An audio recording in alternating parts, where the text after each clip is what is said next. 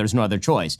By the time that Nixon decides to go off the gold standard, essentially he has to rely on the organization of the petrodollar in order to make sure that people don't dissociate from the United States. What is the thing that's going to draw people to the United States as opposed to looking to a rising competitor like a China? Well, that's a great question. So what is that thing? What do you think that's a great question. What is that comes to mind. Yeah, AI is the only possibility, which is why I think the AI regime inside the Trump administration is so deeply important. I also think this is why I'm warning about, the possibility that these sort of anti-free market forces that are related to tariffs aren't just related to tariffs in some quarters. This is where populism can kind of run out of control and start to actually turn against some of its tech masters in some of these cases. And so one of the things that I'm very concerned about is if I was talking with Danielle Smith, who's the premier of Alberta, the other day, and she was talking about the fact that Canada, like she's very conservative. Alberta tends to be a more conservative area of Canada. And she was talking about how if Mark Carney were to become prime minister of Canada instead of Pierre Poilievre, that he actually is eager for the tariff war because it allows him to reorient